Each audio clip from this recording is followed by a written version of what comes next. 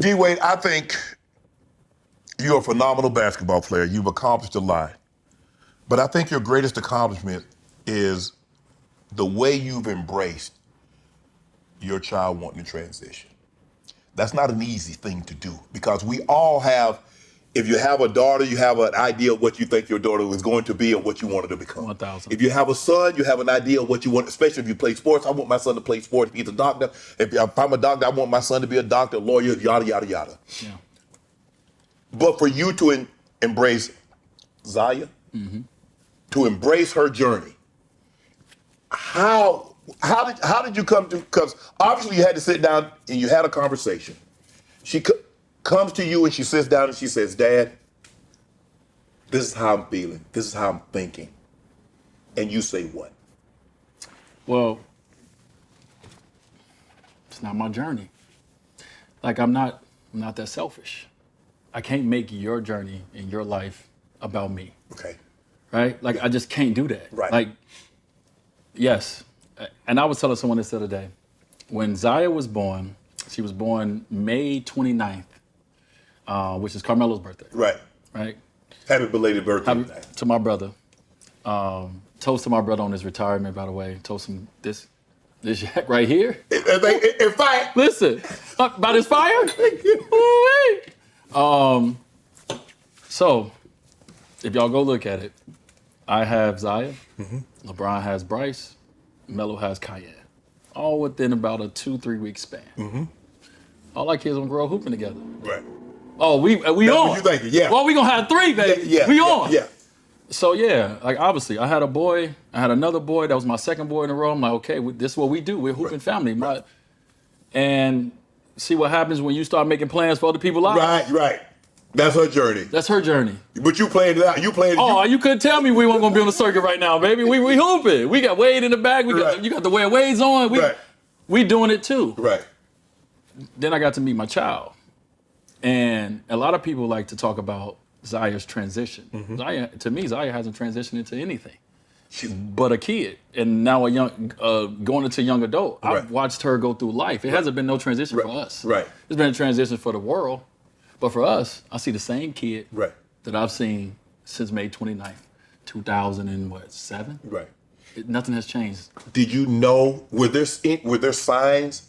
Yeah. Did she? Because, boys, you play with trucks, girls play with dogs, girls dress up, boys do this. So you saw signs at a very early age that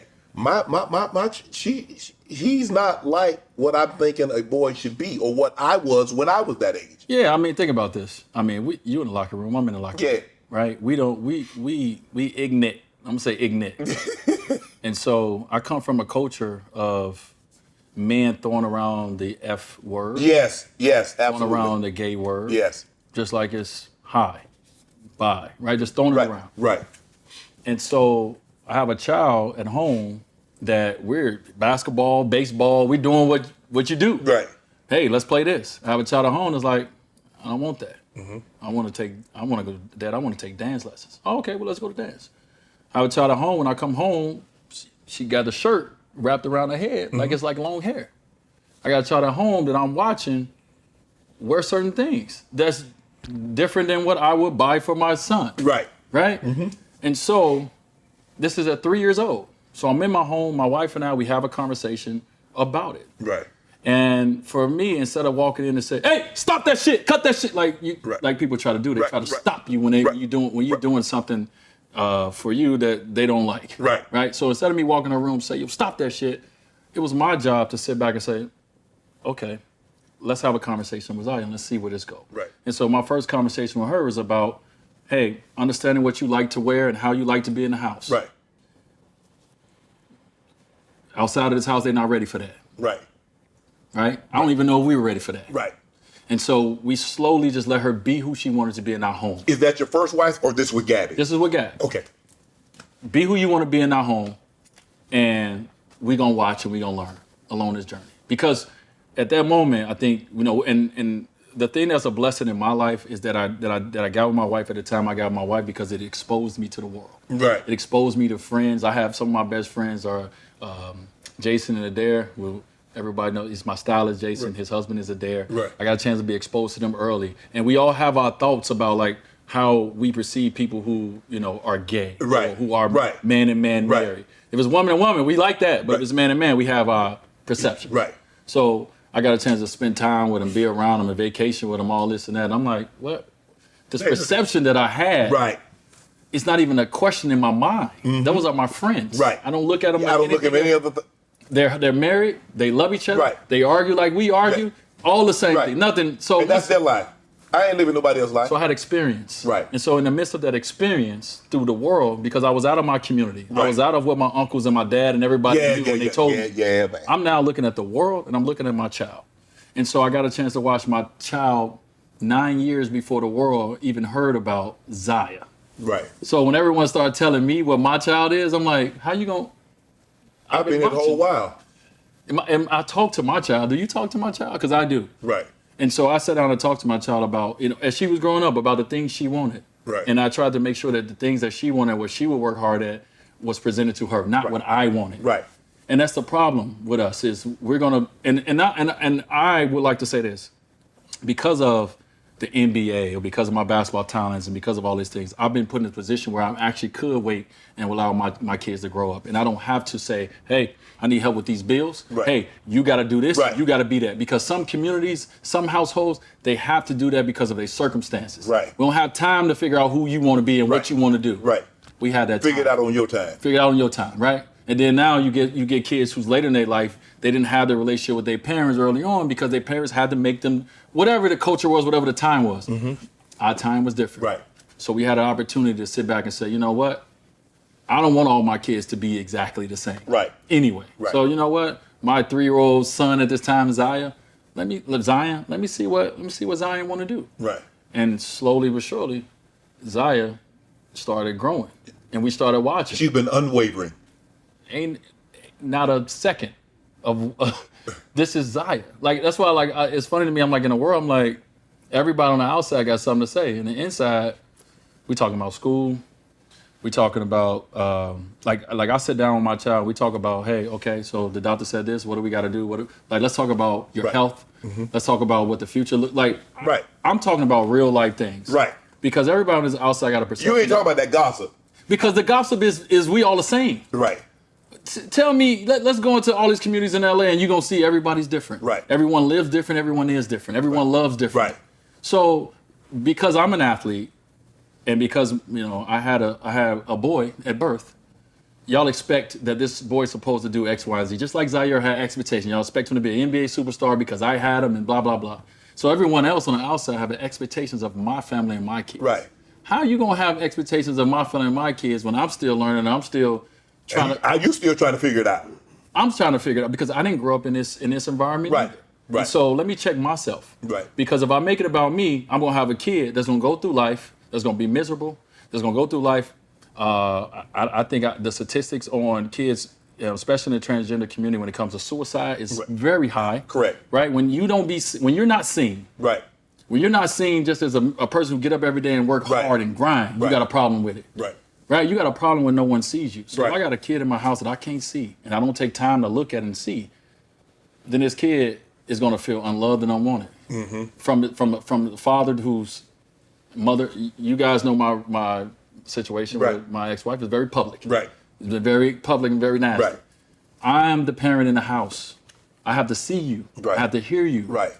And so my child and I have a very open, honest, straightforward, right between the eyes relationship about the journey, who you are, what you're experiencing, because I don't know. Right. Because I've never experienced that, and it was never shown to me that it was, hey. It was okay. It was never presented to me. And so being in the position that I'm in as a father, it's my job to be able to say, okay, everybody, I don't want y'all commenting on my life. I don't want y'all commenting on my daughter's gender, my daughter's sexuality. That's not what I want. But because we're public figures, and because I know it's other kids in the world like Zaya and there's other dads in the world like me, and it will be forever, because we all are not the same. Right. Then I share a little bit of her journey, a little bit of our journey. Right. Because we're both going on this journey that neither one of us knew we would be on. Right. right? Like this entire journey. Right. And so I think about the safety of my kid. Right. I think about the safety of other kids in the trans community. I think about, how the world is trying to hush and exile Silence it. an entire community like you do not exist. Right. As black people, do we know about that? Yeah, we do. Damn right we do. Right. And we the main ones that are talking about the trans community. We the main ones that won't open and accept. And we want the world to accept us. Like, what are we doing? Right. And so I'm playing at a different playing field than most people who comment on my life. Right. Because I understand the position that I'm in. A lot of black families in the communities, they don't see or hear, they don't get a chance to hear these stories from Right. us. They don't get a chance to see these things from us. And so, yeah, I'm sure to a lot of people I look crazy. Right. I don't care about looking crazy to y'all. I care about making sure that I'm there for my kids. How difficult is it not to have the support of the other parent with what Zaya is going through? And I think the thing is that probably what Zaya wants most is for her parents to understand the journey that she's chose to embark upon and be accepting of that journey that she's embarking upon. And you have accepted it, jumped on this thing with both feet, but it seems like she's getting some resistance from her mother. Yeah. Is that difficult for you? Because you see it's hurting the child. Yeah, it's difficult. It's difficult for me, so I can't even imagine what it's like for her. Does she talk to you about it? Does she have a relationship with her mom? She has whatever relationship that she wants to have, I assume. She's 16 years old. Yeah. And she's getting older. And so, the relationship is controlled by phones now. Her mother doesn't live here. Right. She lives in my home. But you And don't force Zaya to pick up the phone and call her mom. You don't force the mom to call. Because, sometimes, kids did you call your dad? My daughter came to live with me. My oldest daughter came to stay with me. And her mom would get into it. You know how women get into it. And she'd go days without calling. I said, no, we're not going to do that. Pick up the phone and call your mom. Whatever you got going on, no matter how you mad at her, she's mad at you, we're not going to do that. You don't do that. They don't have that relationship. Oh, okay. That's a different relationship. Yeah. It got to be both ways. And you're talking about a kid like Zaya's. She's way advanced. She's way above Right. what everybody thinks she is. Right. You're talking about a kid who has experienced something that I don't even know about when it comes to the relationship that she's had to try to have with her mother. She's been living with me since she was 2.5, 3 years old. Right.